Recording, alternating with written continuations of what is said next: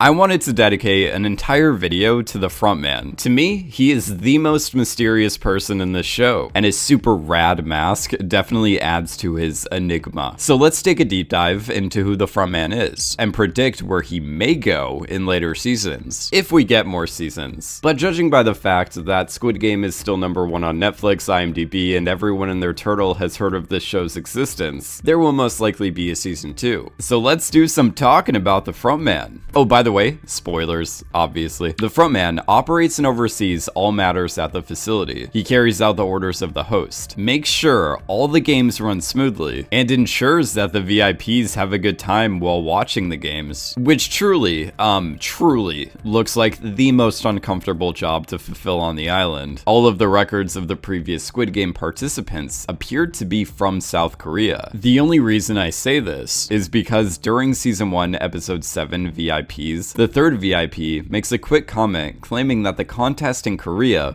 was the best, most likely implying that the contest in South Korea is one of many happening all around the world, possibly making #1's company an international business. These other competitions would be owned by #1, but each country's games would be independently run by their own frontman. So the frontman may not be the only frontman in their world. So how did our frontman become the second in command of this facility and the leader of all the guards? When on his way to his brother's apartment, Hwang Jin-ho is on the phone with his mother and claims that his brother is always dodging his calls. The frontman hadn't been missing for too long during this conversation, as Jin-ho was about to start contacting everyone who may know his whereabouts. And if he couldn't find anything, he was going to report his brother missing the next day. The frontman's landlord claimed that she checked in on him every day since the unpaid rent was due, which was 1 week prior to her and Jin-ho's conversation. The fish in the frontman's apartment were the opposite of alive, so he has definitely been gone for at least a week. Jin-ho discovers that his brother had held onto a Squid Game card from a previous competition back in 2015, storing it inside a box that looks like one of the coffins on the island, causing Jin-ho to put 2 and 2 together, and safely assume that his brother went to play in Squid Game 2020. The games happen only once a year, so it's very possible that after the frontman won back in 2015, he went back and forth between his normal life and managing the games. He could still somewhat maintain his social life during the year, but the games already must have been so time-consuming that he's always ignoring his family. Hwang Jin-ho did a thing. He snuck onto the island, killed a guard named Number 29, took his outfit, and pretended to be him, causing him to get roped into an organ harvesting side hustle with the other guards at the facility. You know, classic Thursday night activities with the boys. During Jin-ho's encounter with these guards, one of the triangles talks about a dying player who apparently shot up like a zombie and had one of its eyes popping out. This player was a woman who was shot with a sniper round during the red light green light game we saw in the first episode. The organ harvesters claim that they sold the player's organs, but she only had 1 kidney. But when initially telling the story, the guards didn't specify the gender, so Jin-ho mistakenly thought the woman was his brother. Jin-ho reveals to Number 28, and to us as an audience, that his own brother, aka the frontman, gave him one of his kidneys. Something I noticed when rewatching episode 5 is that the list of players for Squid Game 1999 is like a book long, but for the 2020 games, the list of players is like an entire shelf, meaning that the number of players is growing every year. When reading through the list of winners, you can see that the games began in the year 1988. I know Oilam started the games out of boredom, but the reason it could have started specifically in 1988 is because Black Monday happened in October of 87, which is one of the most historical stock market crashes for the global economy. The stocks continued to suffer until January of 1988. This is a graph of what Dow Jones looked like during this time. Look at that dip. With the economy getting worse, more people are participating in the games every year. Sung Gi-hun is the latest participant and the latest winner in Squid Game. But back in 2015, 132, aka the frontman, was the winner. When taking a good long look at the frontman's player profile, you can see that he used to serve as a police officer, explaining how he we knew that the bullet that came out of 28's head was from a Smith & Wesson M60 revolver that was standard issue for Korean police. So the frontman and his brother were both police officers at one point. If we take a second look at the frontman's profile, way down at the bottom of the page, you can see that he was involved with bribery. This is what most likely caused him to get into money trouble, as it got him fired from being a police officer, giving him a reason to enter the games. In just 5 years, the frontman went from a player to running the show. So what made him come back to the games? I mean, what made Sung Gi-hun go back to the games? Sung Gi-hun turned down seeing what's left of his family to return to the games to potentially take it down, but the main reason is still unknown. Who's to say at some point Sung Gi-hun may be tempted to fall down the same path as the frontman? Sung Gi-hun has a more optimistic view on humanity, but obviously has temptations to not be a good person. Plus, a lot of people were asking the question, if the frontman won the games back in 2015, how come he was still living in a very cheap, small apartment? In the frontman's apartment, you can see Theory of Desire by Jacques Lacan. In Lacan's understanding of desire, he determines the distinction between wants and needs. He views the term desire as always wanting something more, as it is impossible to desire what you already possess, causing the object of desire to be constantly out of reach. Sung Gi-hun also won the games, but didn't really spend any of the money as well, meaning both Sung Gi-hun and the frontman found no satisfaction from the money they won. I do think the games are pretty unethical before and during red light green light, but I do think the rules are pretty fair after the first game, as the players are then aware of the situation and are then given a choice to continue playing or to leave and go home. But it's repeatedly shown to us that life on the outside is as bad, if not worse, than in the games, which is why the games have such a high return rate. The only time we see the frontman not execute a rule breaker immediately is when a participant and some guards are ruining the equal opportunity of the games, as he reminds them of the certain principles that make up Squid Game. We can tell from this interaction alone that the frontman believes in the games, his reasoning being that the players suffered from inequality and discrimination in the real world, but in the games everyone is given an equal opportunity, claiming that the competition is offering each player one last chance to have a fair fight and win. 93% of players return after knowing they will probably die in the games. This fact alone supports the frontman's reasoning for continuing the games. More people return to it every year because they are left with no other option on the outside. But the frontman appears to be conflicted. When watching all of the games, he's behind a mask, so you can't really tell if he's enjoying it or not. When Hwang Jin-ho is in the frontman's apartment, you can quickly see a book about Rene Magritte, the surrealist artist who is well known for his paintings The Son of Man and The Man in the Bowler Hat. In both these paintings, the view of the subject's face is obstructed. When looking at the painting The Son of Man, there's an apple blocking the view of the man's face. When discussing his painting, Magritte claimed that we always want to see what is hidden by what we see. The painting is a conflict between the visible that is hidden and the visible that is present. This is the central theme of the story, as the characters are constantly trying to figure out who each other are behind the masks. So with that in mind, I want to build a case that the frontman is having doubts about the games. And the best way to prove this theory is to analyze the relationship between the frontman and his brother. When looking for the intruder on the island, the frontman is called over to examine a body that washed up on shore. He is handed Jin-ho's police ID that was recovered from said body. The frontman could clearly tell that the body was not the intruder, because even though the face of the body was pretty torn up, it still looked nothing like his brother, explaining why the frontman still had people looking for the intruder later in the episode. The frontman and Hwang Jin-ho have a lot of parallels. They are brothers who were both police officers at one point. They both have one kidney on opposite sides of their bodies, and during the confrontation on the cliff, the brothers exchange bullets in opposite shoulders. It's basically light side versus dark side. It's essentially Darth Vader versus Obi-Wan Kenobi. The frontman being the Darth Vader, as he's someone who's turned to the dark side, but a part of him is still desperately wanting to be good. And Hwang Jin-ho being the Obi-Wan Kenobi, as he's incorruptible and can't be brought over to the dark. It's very possible that Jin-ho could still be alive. If the frontman can survive a bullet to the shoulder, it's more than reasonable to assume that Jin-ho could survive it as well, assuming the drop off the cliff is also survivable. Plus, we just see Jin-ho fall into the water, and if we're going by the show's logic, if we don't see a character die on screen, there's a good chance they're probably still alive. However, it's constantly shown to us throughout the series that that all dead bodies are incinerated. So it would go completely against the logic of the organization and the logic of the show to have the frontman just leave Jinho's body in the ocean. Because if he did leave Jinho's body in the ocean, that would be Jinho's only way of escaping the island. The only thing that would explain Jinho still being alive would be that the frontman couldn't finish the job. We already saw how emotional he was during this confrontation on the cliff. His hand was trembling as he was holding the gun, so it could be possible that the frontman is keeping Jinho alive at the facility. The Squid Games are merciless. Anyone who breaks the rules dies. Anyone who reveals their identity